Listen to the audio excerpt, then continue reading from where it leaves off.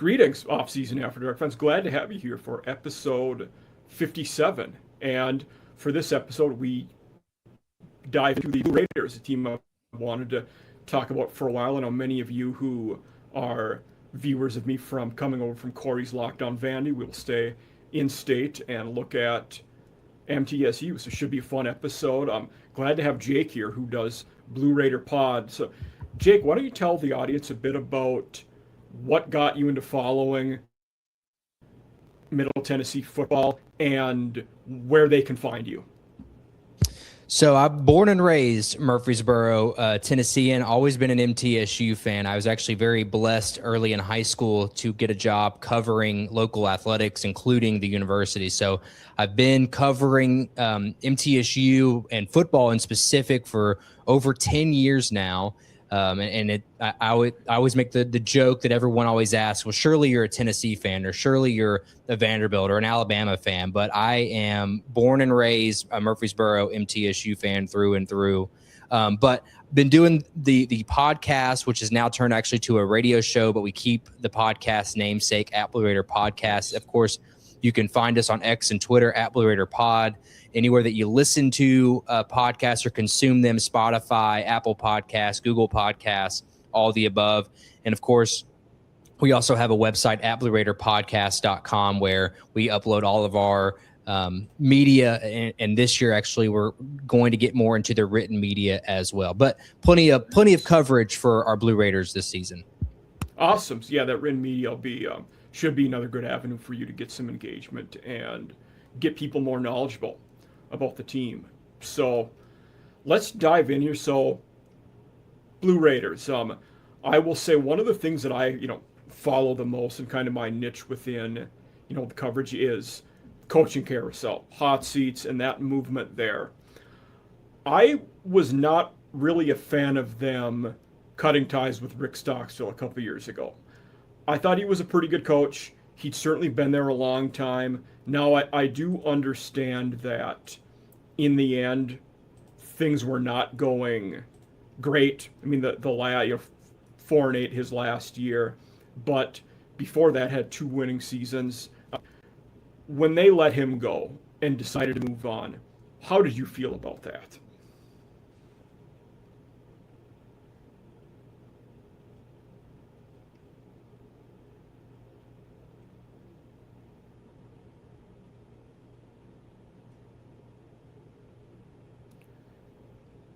I'm afraid I lost you, Mike. Okay. Sorry, people. I got about 3/4 of what you said. Okay. So when they decided to move on from Stock, how did you feel about that? Did you agree with moving on? Yeah, I did catch the beginning there about how you disagree with I guess your initial thought was to go against the grain with the Stockstill firing. I will say locally, in Murfreesboro, I think it was a long time overdue. Stockstill had over a 20-year career here in Murfreesboro where he had the ebbs and flows. I think the biggest mark, and this is coming from someone that was a fan, now covers the team on a yearly annual basis, is that you just never had the marquee win. In his tenure here, there was 0 conference titles. Now, there is an asterisk there. He did have a co-championship title all the way back in 2008 with Troy, but if you go back and look at that season, you'll note that he actually lost the regular season matchup with Troy. And back then in the Sun Belt, there wasn't a title game. So if we're really taking this as a championship, you really got to take it with a grain of salt, considering you lost to the team that you tied with. So in the grand scheme of things, you have 0 conference championships in almost 2 decades of coaching. It took him over 10 years to actually win his first bowl game. And so for a lot of fans, the biggest mark is that you're just living in mediocrity. He was able to get to the 6-win mark every year at the end of his tail end of his career. And then even getting to bowl games, he had a losing record in bowl games. And so I think he finished his career 2 games at 500. And again, that just kind of epitomizes his entire tenure here. And so I think for most fans, it was just time to let go. And like you put it, even at the end of his career, it was his better years. He had his son, Brent Stockstill, be his quarterback for 4 years, led them to a bowl victory, led them to a Conference USA runner-up finish, which also left a really sore taste in a lot of people's mouths, where you're hosting the Conference USA championship, you run 12 men out on the field, and there's a penalty flag, and UAB is able to take kneels and run out the clock. So I think a lot of people were, again, locally might look at this as like, this had to happen. But I think nationally, and I think your opinion is validated, because I think at the end of the day, looking at the current state of affairs, I would take being 6-6 and losing in a bowl game every year versus consecutive years now where we're 3-9 and not even sniffing an opportunity to make a bowl game. So it's 6 one way, half a dozen the other. But I always say that, like, the pastures are not always greener on the other side. I think some Blue Raider fans might be biting their tongue and being upset about that decision now, looking at it, but hindsight's always 2020. And I think your point is also very valid in that we couldn't have anticipated Mason would be this bad in 2 years, and it's not a good reason to keep somebody in hindsight because the next guy did worse. Like, you can't predict that in real time. So I do understand the mindset of wanting more and not being satisfied and him not getting over that hump. So. And it's a what have you done for me lately game now. You know, as in that time where they let go of Stockstill 3 years, what would be 3 years ago now, is you're changing this guard of transfer portal. Rick Stockstill was not one that was necessarily the most vocal guy. He also wasn't one that was great as far as pulling donor dollars. So you had to find someone who obviously can talk the talk. And that's where I think the Derek Mason hire made a lot of sense 2 years ago, was a guy that can do that. And I will say, I dislike the Stockstill firing in real time. I did like the Mason hiring after that. So in the moment, I thought it was a good move. It hasn't worked out, but I will totally own that at the time I thought it was a decent move. Yeah, and there's so much. And again, I think nationally, I think a lot of people share that same opinion, but locally, the Mason hire, and I'm maybe jumping ahead of ourselves here as we got a lot to talk about today. Go for it. Yeah. But with Mason locally, I mean, as a guy that was let go up in Nashville, coaching Vanderbilt, taking over the James Franklin era, a guy that had turned Vanderbilt into a program it hadn't seen in its entire program history. And I'm not going to say he tanked that Vanderbilt program, but he certainly took it back to the level that it was. Now, whether that's his fault, a lot of people might even point the finger at the administration at Vanderbilt prior to where they are now. And certainly Vanderbilt has a lot of faults of their own that it appears that they have ironed out now that Clark Lee is there. However, it's too close to home for the Murfreesboro fan. I mean, we're only 30, 45 minutes away from Nashville. A lot of people here that are fans of MTSU know what Derek Mason did at Vanderbilt and aren't happy with it. And so that hire, I think a lot of people were, maybe some people, again, from the football realm, this could be great for us. But from those that keep tabs on local universities like Vanderbilt, you're like, this could be bad. You're taking a coach that you knew could at least get you to 6 wins, and you're hiring a guy that struggled to win football games at the SEC level. Yeah. I think a lot of people were really holding their breath, and I think unfortunately it's been decisive thus far that it was a bad hire. But if there is any positive news, Derek Mason didn't get to a bowl game at Vanderbilt until his 3rd season. He had very similar starts to his time at Vanderbilt and turned that corner initially in year 3. And again, timeline now in Murfreesboro, he's going into year 3. So I think a lot of Blue Raider fans want to stay optimistic, and maybe this year 3 is that time we turn that corner. And you'd hope so. You know, we'll kind of get into specifically rehashing last year and 3-9 we talked about, but that was kind of a snake bit 3-9.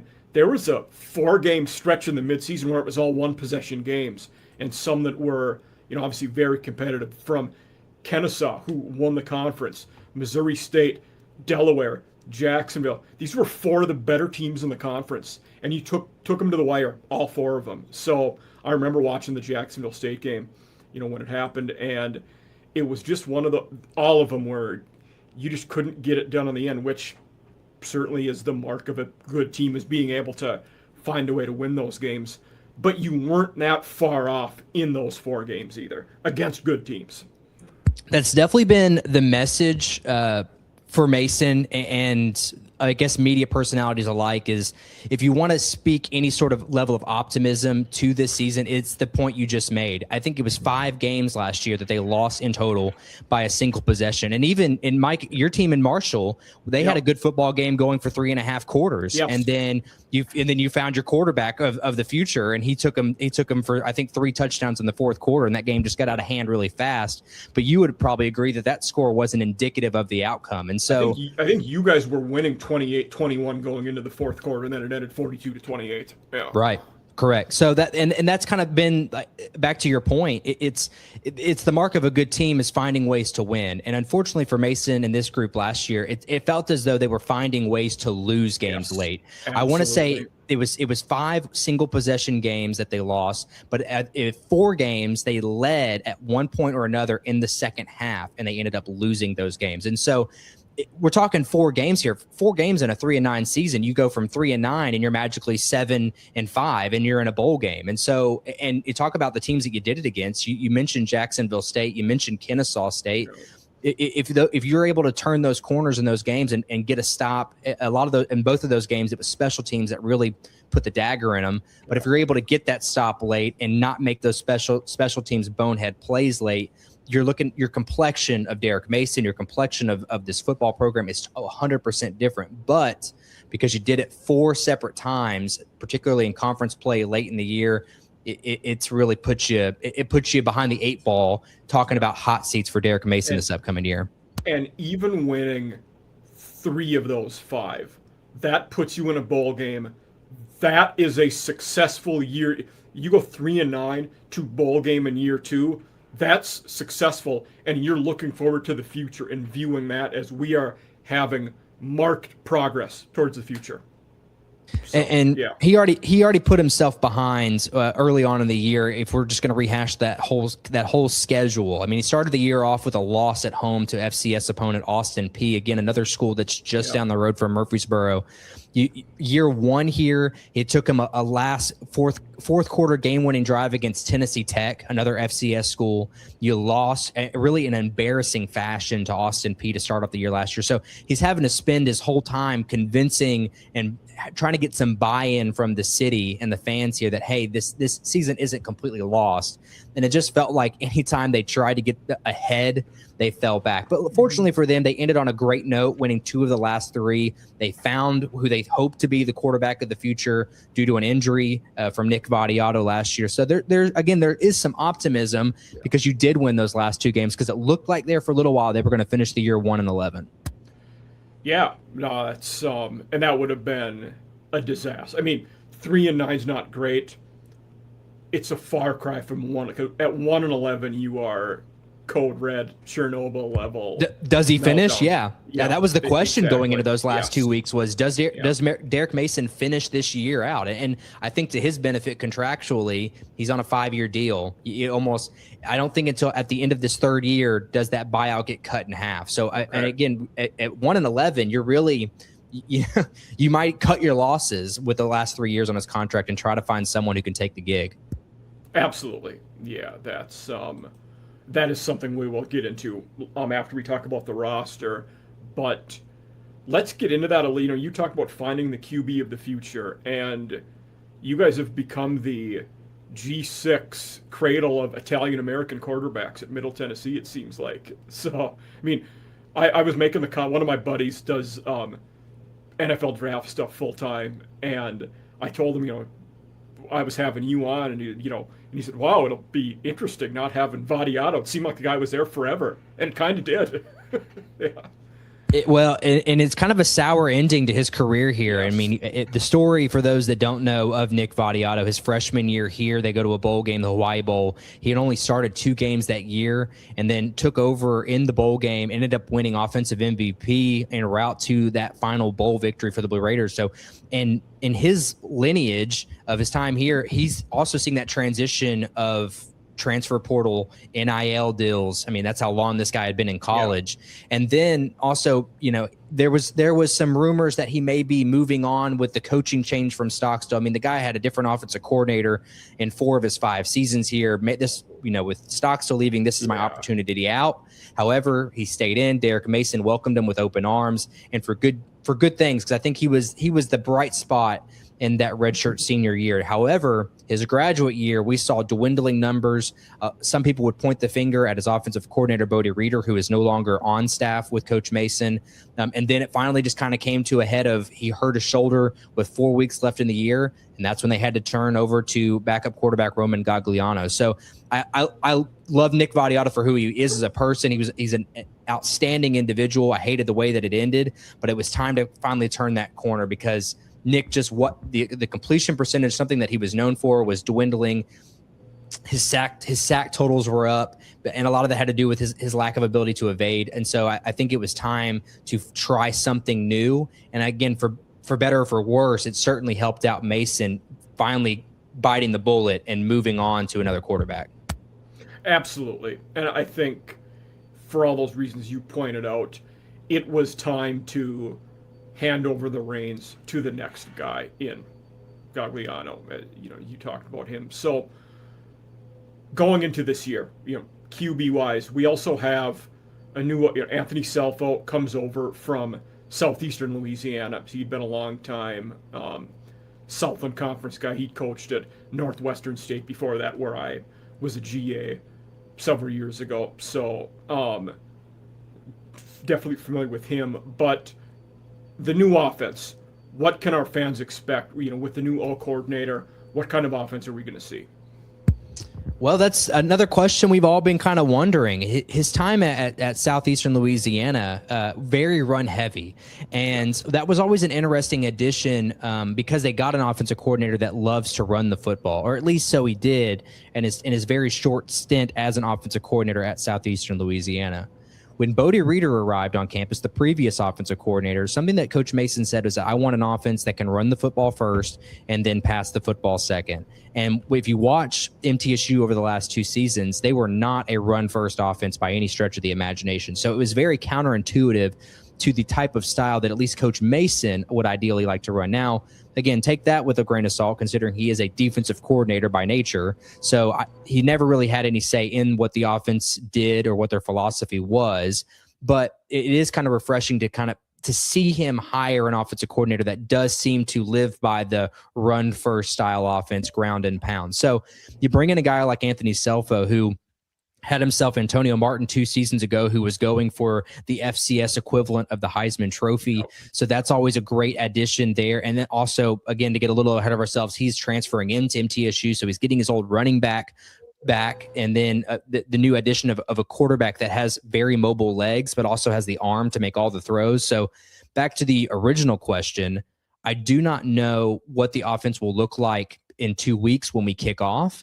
However, it does point to a great stable of running backs that I think that this will finally be the balanced look that Derek Mason wants, because he has a skill set in the backfield that he can make both of those type. He can run the football efficiently. He can throw the ball efficiently. He has great weapons. So I don't know, to answer it truthfully, I would love to think that this team is going to run the football more than we've been accustomed to. However, you're always going to be held up by how good or bad your offensive line is. And that's been another big question mark for this team moving forward, is how good can the offensive line actually be? And who will be running the ball? Most everything I looked at in the different depth charts listed it by committee. So, Antonio Martin came in from Kansas State. Terrence Brown came in from Saginaw Valley at a lower level. And then DJ Taylor was also in that mix. So far in fall camp or through the spring, has it very much been by committee, or has anybody taken the reins on that job? The uniqueness of this running back group is the fact that you mentioned Antonio Martin. He is a running back's running back. I mean, this guy looks the part. He has the legs. He can do it. He's going to be a workhorse for this team. I would be stunned if we line up against Murray State in a week and a half and Antonio Martin is not the first one in the backfield. And I also he's that bowling ball. 5'9", 220. He looks the part of that bowling ball type guy. Yeah. And it would be a disservice to him if he didn't at least get 20 carries a night for the Blue Raiders. So I would fully anticipate him being the workhorse. But you do mention Terrence Brown, who does come from a Division II school. He is, for Tennessee local people, he's a Tajay Spears. He can run the ball, but he's equally as good at catching the ball and running after catch. So I like his skill set to complement Antonio Martin as someone that may be a third down back that you can kind of use as a gadget guy. And then you mentioned DJ Taylor, who is a local running back who is a state champion 100-meter winner. So someone that obviously has quickness and he has greater length over what you might see with Antonio Martin. He had some issues with the fumbles this last year, but I think you would take that with the freshman season that he had. And so hopefully he's coming back from injury this year. He would be utilized as a really great running back 3 option. And in a worst case scenario, it's a great depth piece to add to the Brown Martin duo. Okay. Good. That's good to know. That certainly helps me flesh out a little bit of that group. Let's move on to the receivers. And very few teams were hurt more in the portal than you guys at the receiver position. Najee Cox was very good. I was a big fan last year. He is at Kansas now, and Amorion Walker is at UNLV. So, with that group, Marcus Allen portaled in from Mississippi State. Cameron Lacey is there. Most things I have seen do have Lacey listed as the number 1, and then Hogan Wasson, also a guy in that mix. So what can you tell us about that position group? I would even add in to Hunter Tipton. He was a tight end who also transferred out to Memphis last year. And with Bodie Reeder, again, a change in offensive coordinators, he loved to utilize a tight end. And Hunter Tipton had, I think it was 700 receiving yards this last year. So I don't want to say that we're only missing 2 wide receivers. We're really missing 3. And so who's going to step up? You mentioned Cam Lacey as the lone returner, at least someone that received a lot of snaps last year. I am of the camp that Cam Lacey is the future of Blue Raider offense. I love Cam Lacey. I've been excited about this guy in camp from 2 years ago, the second he arrived on campus. He's a shifty, great hands, one of the quickest, best route runners that they have on this team. So I'm super excited to see him take that step up from his 500 yards receiving last year and potentially be one of those 1,000-yard guys. But outside of that, you mentioned Marcus Allen, someone who fell from Mississippi State.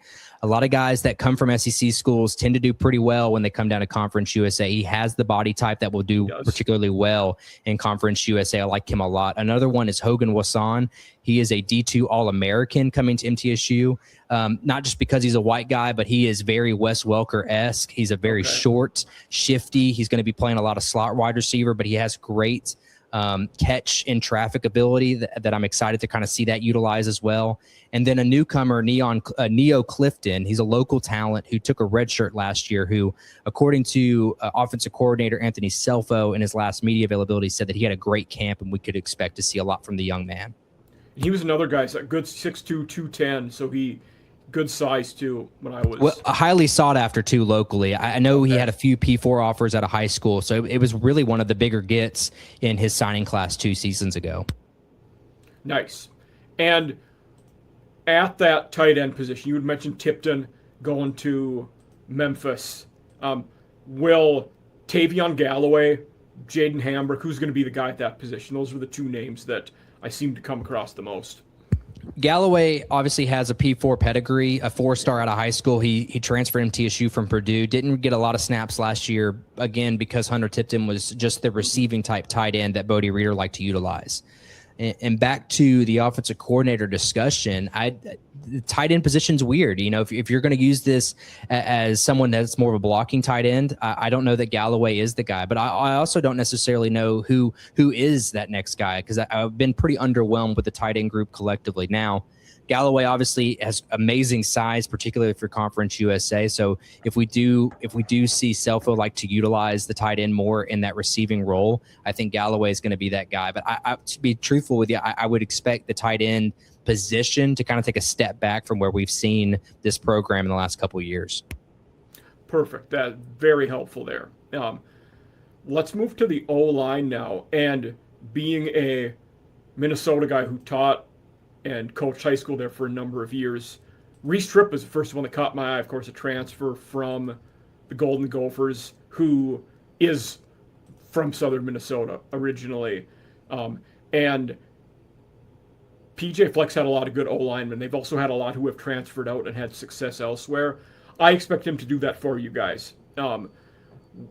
Where do you expect him to? Will he right, left tackle? Which spot do you expect him to pencil in at? That's still something that I know the staff is still trying to figure out. I think just based on size, he's got to obviously be a left or a right tackle, as you mentioned. But I like him as far as skill set at left tackle. Now, they did bring in another D2 All-American in Tim Jacobs from Ohio Dominican, so someone that's going to be pushing him. But those two alone are some of the bigger guys that they have here on campus. Interior lineman wise, there's still a little bit more of a battle there. But excuse me, I'm also forgetting Zach Clayton, another young guy that's on roster as a sophomore that could also be pushing Zach actually transferred out to Western Kentucky. I'm blanking right now, but I know that Reese and Tim Jacobs are the two guys that they like at tackle the most. But they're still filling out a lot with the offensive line. And back to the topic of wanting to run the football, how good can this offensive line be to actually make you want to run the football? That there's still a lot of questions. And to the Reese Tripp of it all, the guy that doesn't have a lot of experience. No. Now he has great size and he'll fit in well for Conference USA, but they've taken some chances on guys in years past. I'm looking at EJ Harris, someone else that hit the transfer portal this last year that was from Auburn, someone we were super excited about, but just that lack of experience caught up to him quickly in Conference USA. It's good to know. Yeah. The other ones who were on my depth chart anyway, this one had Tripp at left tackle, Travaris Edwards at right. The guards were Alex Gale and Otto Jensi von Rensburg, and then Chris Moreno was at center. Yeah, Otto, I anticipate he's coming back from an injury as well, but Otto and Alex Gale were big surprises this last year as interior linemen. I still don't know what they're going to do at the center position. Travaris Edwards, I would imagine he's going to be more of an interior lineman. Chris Moreno is someone that has some interior lineman experience as well. So I would think they're still vying out for who's going to be center. I wouldn't be surprised if they did go with Alex Gale at center, but a lot of shuffling still. Yeah, this one has Gale at left guard and Moreno at center, so who knows? Yeah. Let's kick over to the defensive side of the ball, where pretty 4-3-3-4. It seems like they're going to be playing what a lot of people are. That fourth guy's kind of an edge type guy. But correct me if I'm wrong, but it seemed like looking at numbers, the defense against the pass, they really struggled. They weren't covering well. They weren't rushing the passer well. That's really where teams were getting after them, just their inability to get sacks and create turnovers. What else can you tell us about the defense from last year?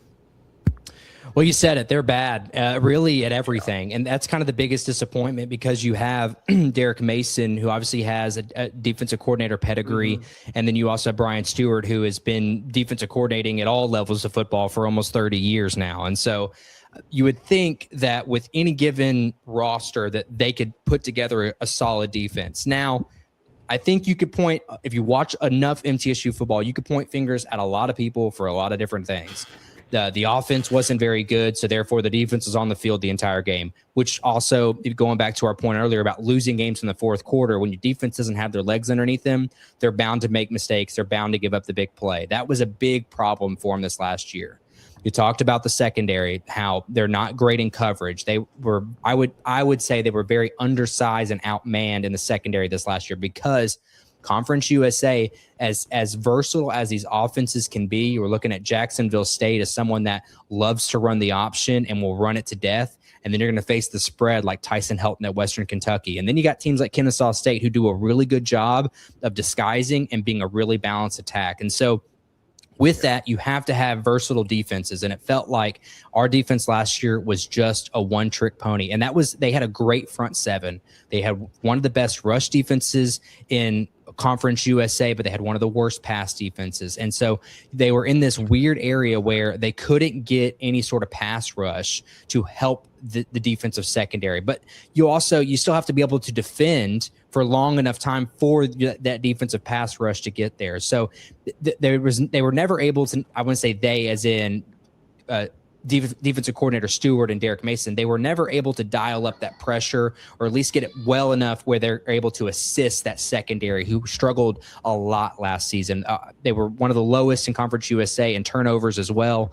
So that's just an area that they could certainly be better. So when you're turning to 2026, the front seven was fantastic. You had a lot of graduations. You had a lot of portal hits. That's really going to have to make them rebuild. But luckily, the defensive line stayed intact. It's about rebuilding that secondary line and linebacker. And then can you actually build a defensive secondary that can make you competitive in Conference USA? Because they lost a lot of games getting beat by the big plays.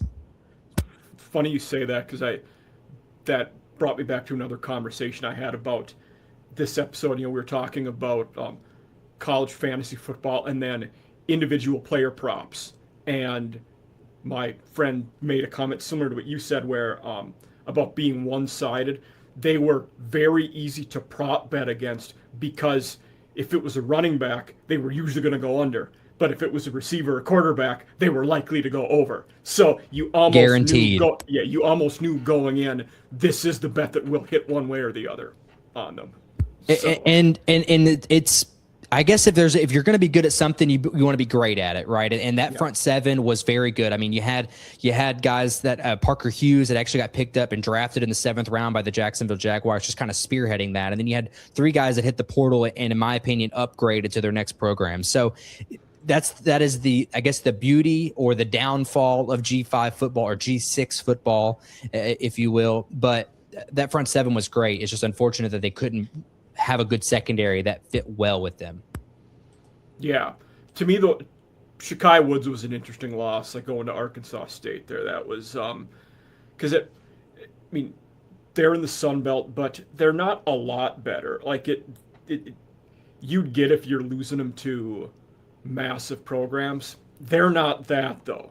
So we're going to get quite into a philosophical conversation here about the Sun Belt versus Conference USA, because people have a lot of opinions on it. But I think you would be a fool to think that the Conference USA is way better than the Sun Belt, or even to say that the Sun Belt is way better than Conference USA. But I think the way it sits right now, the Sun Belt is just a better conference. Yeah. And now I know that there's not more money there, as we've learned with Louisiana Tech moving on to do so.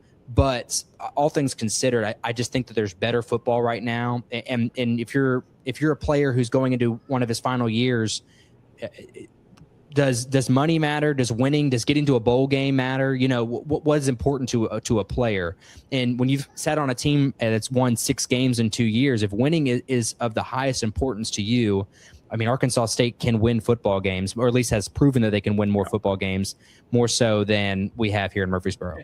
And if we're looking at the 2 conferences on the whole, Butch is one of the more stable coaches. He's been there a while, has been at multiple other schools before, a guy who has coached a lot of guys who went, this dude coached J.J. Watt and Antonio Brown in college at CMU for brief periods. So the guy knows what he's doing, and that's going to be appealing. But you're right. I think there is the misconception among Sunbelt people that we have a lot more money and resources than CUSA. That is not the case. The numbers are what they are, and it shows that that's not. Where we have done better is there's more stability, I think, in the Sunbelt. Coaches have been, a lot of the coaches anyway, have been here longer, or a lot of them who have left have done so for bigger jobs. But the Sunbelt has adapted pretty well to the NIL era relative to, it's an area where both of our conferences are pulling ahead of the MAC, who is falling way behind everybody else in the NIL and portal era. So It's certainly something in 5 years I would love to see where both of these conferences go, because they've obviously taken totally separate approaches Yes. to the monster, where Conference USA has really sold out for their football. However, as a byproduct, for whatever reason, basketball has turned a big corner for them. When you're comparing the MAC to the Sun Belt to the Conference USA outside of the football realm, Conference USA is head over heels better in the basketball realm. Yeah. Baseball, the Sun Belt has done a much better job in that realm. Exactly. After the SEC, the Sun Belt's probably the second best baseball playing conference in the country now, for whatever reason. But yeah, it's interesting how those divergent paths made in football have affected everywhere else of the athletic programs, which might happen when you're the financial juggernaut of the athletic programs. And that's a conversation that I think people in the MAC don't want to have. Is like I said, in 5 years, where does the MAC end up? Because they don't have the basketball. I mean, obviously there's basketball interest in the MAC, and they have great attendance numbers relative to what Conference USA and Sun Belt does. But the better basketball is being played in Conference USA, and obviously the baseball is non-existent. And so, where does a conference like the MAC keep up, because the football is not performing that well, at least in my opinion. And again, I'm talking completely subjectively here. There's nothing objective, but I just like to think that at least Conference USA and Sun Belt are well-rounded, that they're able to stay afloat in this era where, where does the MAC end up in 5 to 10 years? Yeah. So I did a series of articles before about like coaching hot seat in each conference, and talking about that stability. In the MAC, you have Chuck Martin and Chris Creighton are both entering year 13. No other coach has been at their school more than 4 years. So it's very new across the board. And not only that, you look at in the MAC, it is really tough for those schools to keep young guys, or any guy that has even one good year. You're usually bolting in the offseason for a power conference or a bigger paycheck. There's just no roster retention in that conference now. Even guys who, like Caden Simmons is a great example, given the Tulane news today. He starts at QB at Ball State as a freshman, goes to Tulane, loses the battle last year, stays at Tulane, loses the battle this year to Zion Chris. They announced that today. But if you're the MAC and you can't keep a guy like that, who then is back up 2 years in a row somewhere else at another G6 school, that's a problem for you as a conference.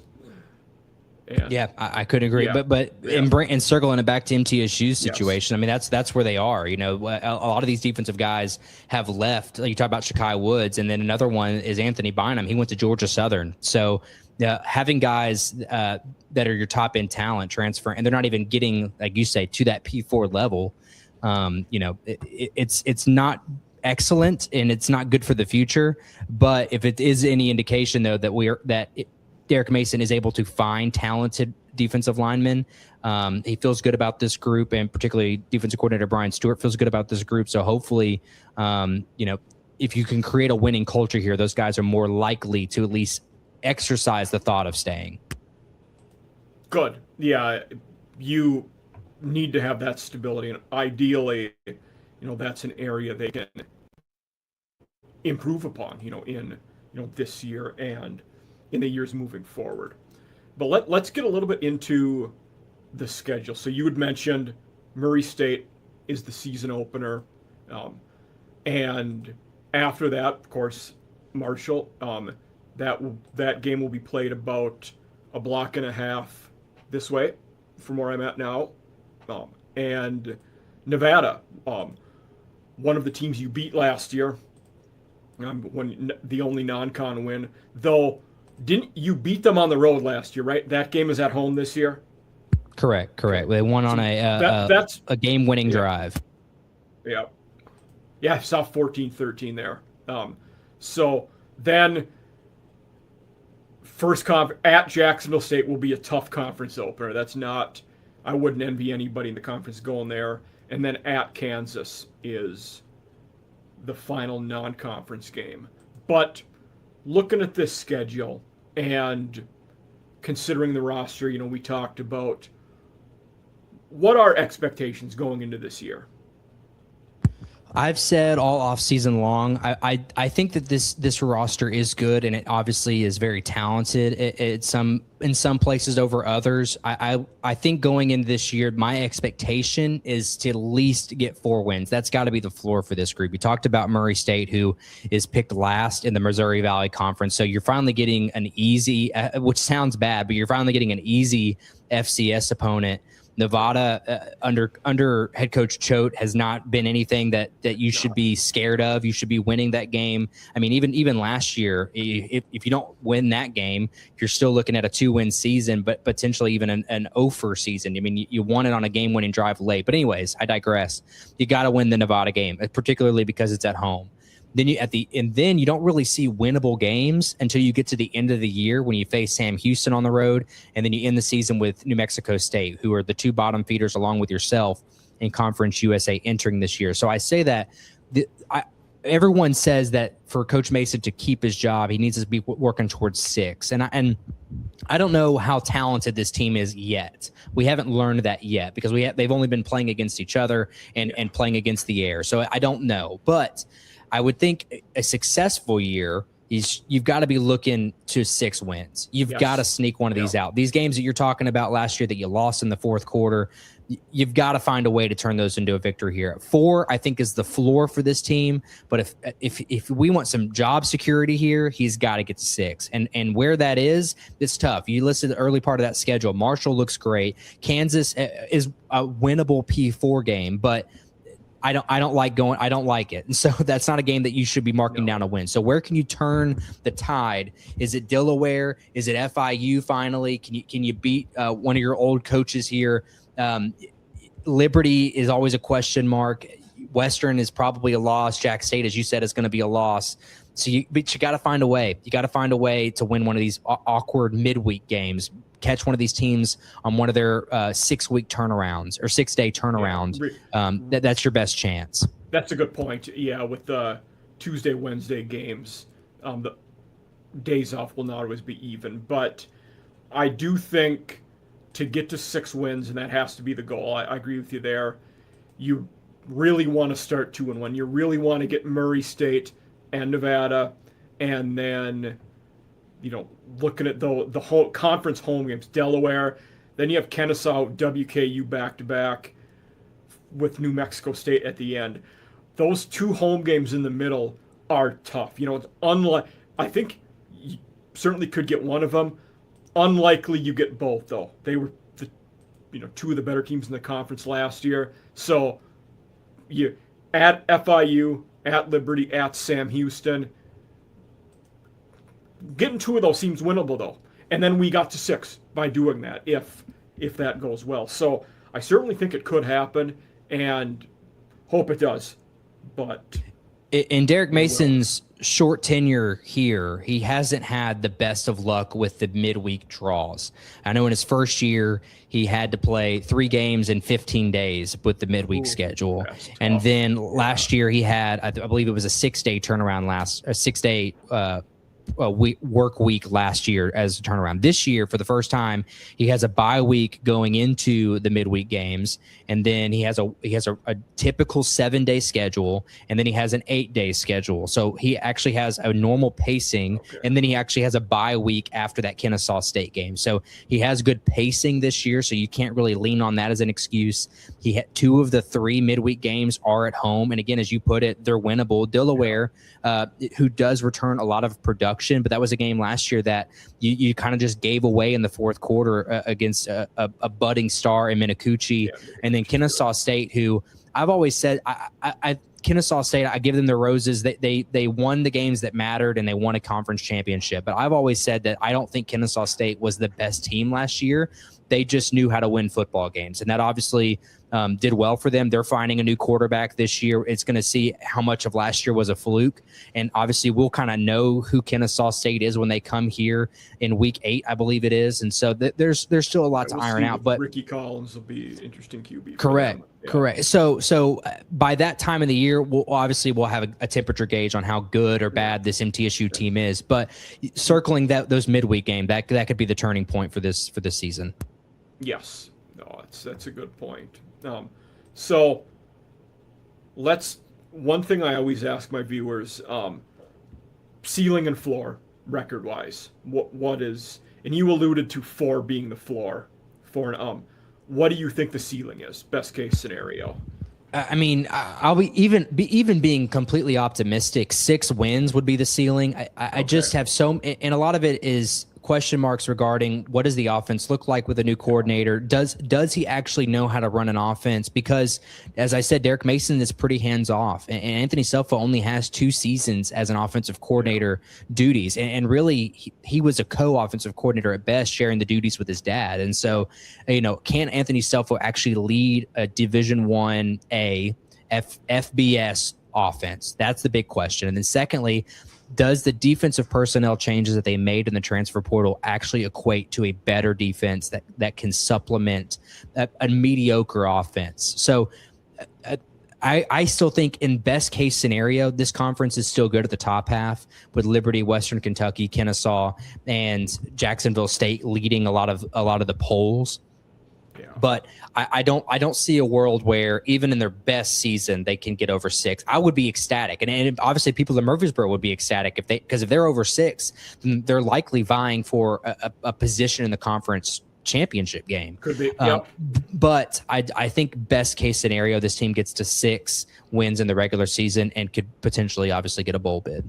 Oh, that'd be huge progress, especially after how the last 2 years have went. And I think again the national landscape would agree with that. But fans locally, they're harsh. They want to win now. You've got to start winning now. And so the 6 wins save his job. Obviously, I think you send him back for year 4, but he's still going to be on this prove it to me in year 4. And so I think from Mason's interest, you've got to win more than 6. The six cannot be the pinnacle of what you're aiming for. You've got to be, if you're Mason, you've got to be pushing for 7, 8. You've got to be pushing to be content. You want to be in week 10 thinking, hey, a few weird situation and outcomes, we could maybe find the conference championship game, similar to what Kennesaw was going through last year. That's true. Hey, maybe we're a few wacky Conference USA games away from falling into 7, 8 wins. So I think that's really where the program should be pushing for. But I think back to the original question at hand, 6 is where I think that ceiling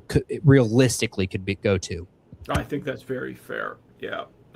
So in looking at the rest of the conference, is it going to be the usual suspects near the top, or do you expect that maybe a dark horse or someone we don't expect could push for that conference title game? Like for me, I'll say in looking at it, I think Jacksonville State's going to be competitive as usual. I'm very curious to see how FIU does under year 2 of Willie Simmons.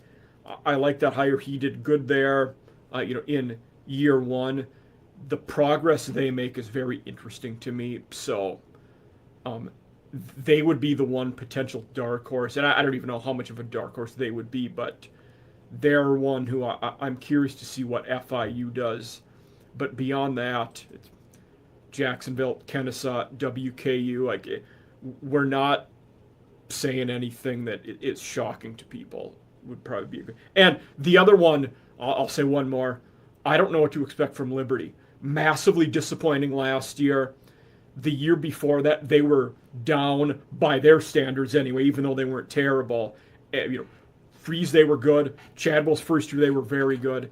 Then they've kind of regressed since then. So I don't know where they go from here, really.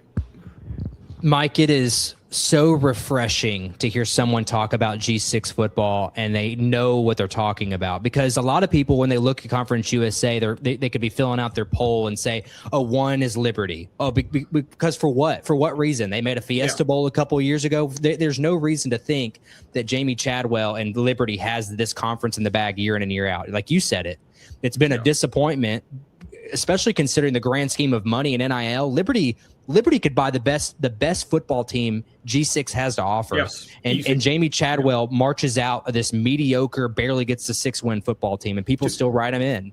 3 years ago, if we were talking, we would have said Jamie Chadwell will be at a P4 school in 2026. Now we're not even talking about him in the running for these jobs. I was one of those people. Absolutely. Yeah. I said, how Oh, yeah. long does Jamie Chadwell stay? I mean, Liberty has enough money to keep him there as long as he wants, but he obviously had the pedigree of winning football games at that level that you thought, yeah, he's just going to be another Hugh Freeze. And then Liberty's just going to be this carousel of G5, G6 call ups to P4s. But I digress from that. To your question, I love Jack State. I've said all season long, when you return your quarterback in Caden Creel, I know you lose your running back, but under Charles Kelly, they have to have the best chance. And back to the money conversation, what Charles Kelly is able to do at Jack State, who, again, I'm going off of, there's probably a pie chart somewhere that proves what I'm saying, but Jack State probably has the least amount of funding of any team in this conference besides maybe FIU in the realm of athletics.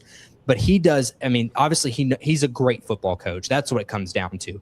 But he's a great talent identifier. He's able to coach him up with what he's got, and he does great things. I love what Jack State has to offer, particularly because they return Caden Creel at quarterback. I love them. Yeah. Tyson Helton. Losing Cam Cook obviously is massive for them, but it looks like they're gonna replace him with a running back by committee. I think they figured it out. I think Kelly and their offense is good enough to figure that out.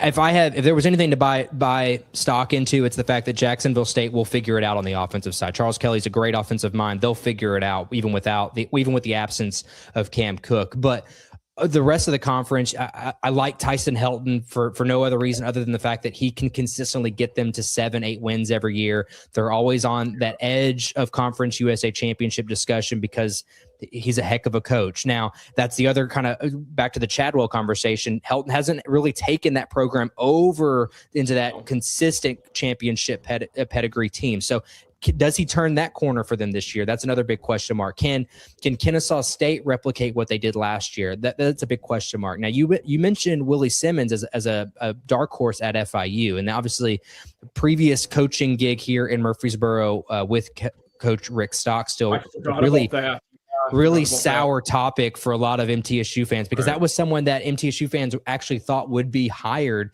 in lieu of Derek Mason because of the ties to the program and obviously the success he was having at Florida A&M. So as much as I want to see him succeed, obviously in spite of MTSU, but I love your tidbit on them being a potential dark horse. Now they too have some quarterback situations that they've got to kind of iron out. But Willie Simmons has proved to me so far that he can coach him up. And obviously in Miami, you're in a hotbed of recruiting. He's done a really good job of recruiting the area.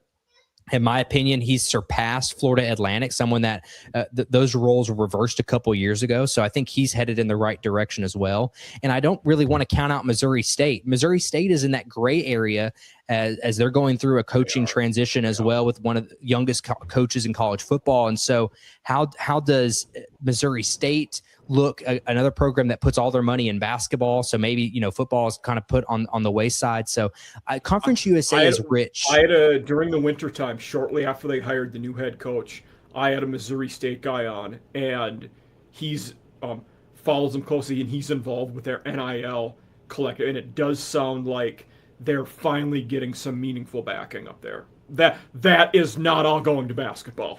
Yeah. And it's funny how winning just does that, right? Like if Missouri State rolls into this last season and they just have the mediocre year that I picked them dead last in my poll last year going into the preseason because this is an FCS school. They came here in week 3 and beat us last year. Yeah. Right. So like a team that I just thought would they would just make their transition but Conference USA has quite the track record of teams coming in year one and doing particularly well. So I'm excited for Casey Woods. He's someone that I think locally here, I know some guys that are more in the football realm that follow the head coaching carousels and the coaching carousels that really like Casey Woods as a potential target in the world where we move on from Derek Mason prematurely. So I think Missouri State got themselves a really good coach. So I think it'll be Conference USA is just so rich in coaching talent, as well as talent acquisition. You see so many guys move up from Conference USA to these P4s. So I'm not going to be an advocate just for MTSU here, but I'm a big advocate for Conference USA and really good G6 football. There's a reason that the midweek exists is so these guys can get that exposure. So I'm super excited for what Conference USA has to offer this year. Awesome. No, that's great to hear. if you would have to pick right now, I'll get it. So these are some questions I ask everybody on our way out. Right now, if you had to pick the two teams to play in the Conference USA title game, who do you think it would be? My pick today would be Jack State and Western Kentucky. I think those are your two best rosters in the conference right now, and you have two coaches that have proven that they can win football games regardless of their circumstances. I mean, Tyson, like I said, Tyson Helton lost his quarterback mid-year and then found Rodney Tisdale, who has the potential to be dare I say, an offensive MVP dark horse. And so I like that coaching staff. Any starting quarterback in that, it's the system more than the guy. Like any QB that starts there could be, yeah. Same with the bell cow running back at Jacksonville State if they have one.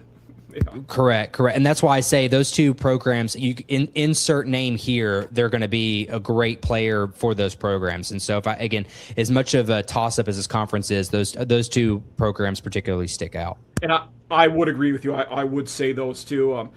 You made an interesting point, though, with Helton being very successful, never getting over the hump. And it's odd to me, in the multiple years he's been there, a lot of success. He's never won the conference.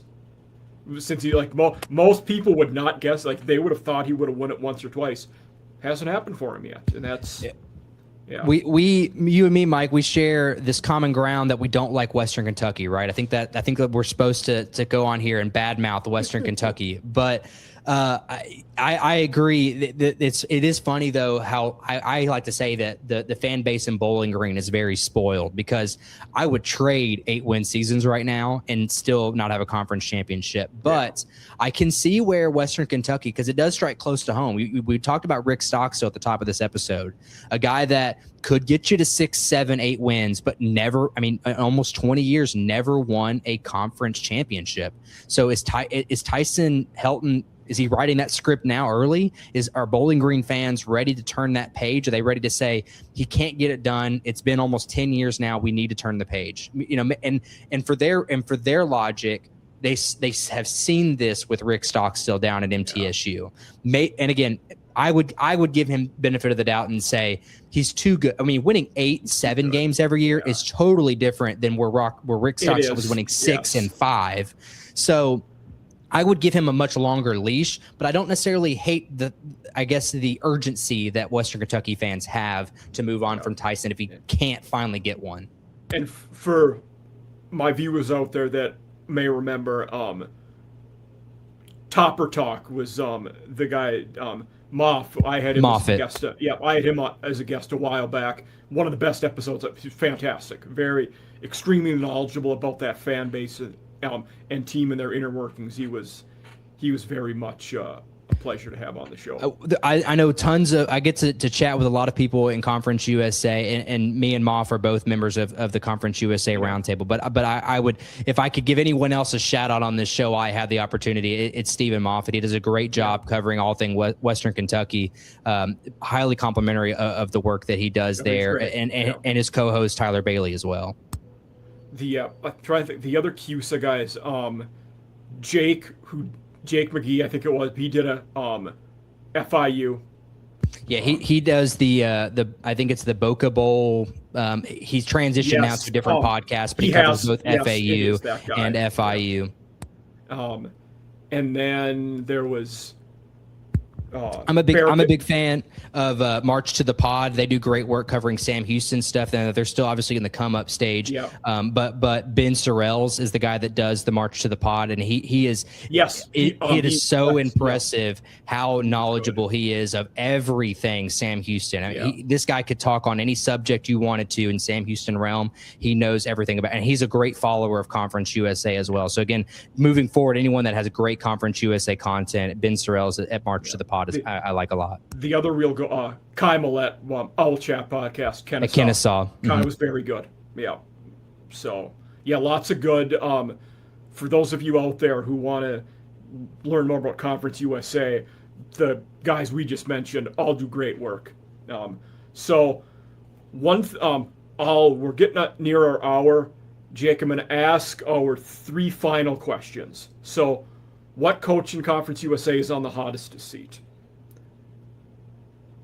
I think that's an easy one. It's the man here at home. It's got to be Derek Mason, right? Yeah. But I'll throw you a little curveball. I would say too that Tony Sanchez out at New Mexico State, a guy that's been there for 4 years, also in his previous tenure at UNLV, a guy hasn't had a winning record. How did he get that job in the first place? I mean, they're trying to save pennies on the dollar. Really, is what it comes down to. And I think they wanted the continuity candidate because he was with Jerry Kill. Right. So if I had to give you something outside of the elephant in the room, I think Tony Sanchez would be another candidate that, aside from money, New Mexico State needs to save the money. I don't know that they can necessarily afford to fire Tony Sanchez right now, but in any other world where the school had the money, Tony Sanchez would have already been gone. Absolutely. Yeah. Second question. What coach with a really good season or two could bump up to a P4 job or get a way better job? Are we just, I guess we're talking just in the realm of Conference USA? Yep. I think the only thing that's really marking against Conference USA as a whole is everyone is kind of a young coach, at least in their position, if you will. I mean, Jamie Chadwell and Tyson Helton are the longest tenured coaches in this conference. Everyone else has been here for less than 3 years, with the exception of Tony Sanchez. Truthfully, it would have to be Jamie Chadwell just because of that season he had a few years ago. I think Tyson Helton would be great to get the move up as an offensive coordinator at the P4 level. They're definitely paying more for offensive coordinators at the P4 level than they are paying head coaches. I mean, I don't know what his contract looks like in Bowling Green, but just based on age and experience, I would think Chadwell or Helton would be the first in line. I agree. Hold on. You're right about that, though. For me, Chadwell's a good one. Jerry Mack is one I waffle on. Does another good year to get him a Power 4 job. I think what he did was very impressive last year, and he's a guy that could be in that mix. And so, how much was, and like I said, how much was last year a fluke? I like to sit here and say that he is a good coach. He's another guy that actually applied for the MTSU job when it came open 2 years ago because he was just up the road in Knoxville. And so a lot of people thought that was another guy who would have a lot of interest coming to Conference USA school. The administration here, he was one of the early ones that they marked off the list as they didn't reach out to him, which now, again, in the face of defeat, looks really, really bad considering he won a conference championship in his first year. But yeah, Mac is certainly an interesting one. And the last question I ask, I've only been doing this one for a couple weeks. If we get off of this record and Derek Mason is no longer the Middle Tennessee head coach, who do you want them to hire as their head coach tomorrow? That's a wild one. To be truthful with you, I guess it depends on the circumstances in which he would have gotten fired. Fair. Because you would obviously hiring from within would be the easiest route. Brian Stewart would be a shoe-in, but you're asking probably. Let's imagine this is not literally tomorrow when the season is going to start. Right. Imagine this is the day after Thanksgiving, and we're making a long-term hire. I'll tell you mine for you guys, because I like to connect the dots and find people with the former O coordinator. Buster Faulkner is the guy I would probably pick for you guys. The name Faulkner has definitely gone in circles here. I've even heard that people like the idea that they could poach Willie Simmons from Miami is also circulated. But if you're Willie Simmons, you're in your recruiting grounds down there in Miami. You've spent so much time in the Florida, he was Florida realm. Or FAU, FAMU, yeah. So you would have no reason to even exercise leaving there. But he's certainly someone. There's also, and I'll even speak this one into existence just for the sake of those that listen and made it this far. There's a local head coach in Kevin Creasy. This is a far cry, and anyone that follows this program closely is probably laughing that this would never happen. But it wouldn't be the first time it's ever happened. But there's a high school coach here, locally, literally within 2 miles from the campus of MTSU, that coaches a powerhouse high school football program at Oakland High School in Kevin Creasy.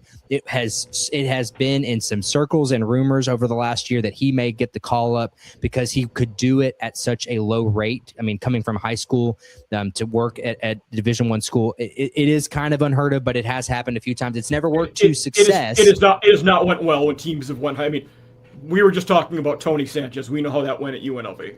Right. And so Yeah. Bishop Gorman. I mean, obviously a powerhouse program. Trent Dilfer did not do well at UAB doing that. Right. Yeah. And he's right back here at Nashville as well. But I didn't know that. Okay. Yeah, he went Okay. from Lipscomb Academy in Nashville down to UAB, and now he's back at Lipscomb Academy. And so, but that name is circulated as a guy who could potentially do it at a discounted rate versus trying to hire someone that's in the D1 ranks. But the bigger storyline in the terms of, and I hate to change the question on you, but the bigger storyline here is the president of the university is retiring in December. Okay. They have to find a new president. Does that new president then hire a new athletic director? Yes. And then does that become this domino effect where if we have a bad football season, December is that perfect timeline for the new president, new athletic director to then find a new football coach. So this could be a lot that could be taking place after this year. Talking about former coordinators, whatnot, would Bodie Reeder be in the mix, do you think? Or did that not end well?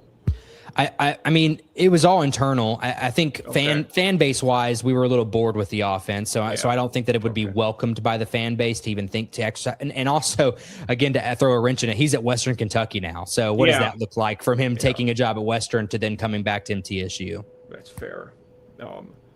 But no, great answers there. We've reached the end of our time here, Jake, but I want to say fantastic episode. Loved having you on. And for all of our viewers out there, you'll see I'll tag Blue Raider Pod in all of our Twitter, YouTube, Spotify. You can find it anywhere. And thank you for being here. I appreciate it. Absolutely, Mike. Anytime. I appreciate you having me.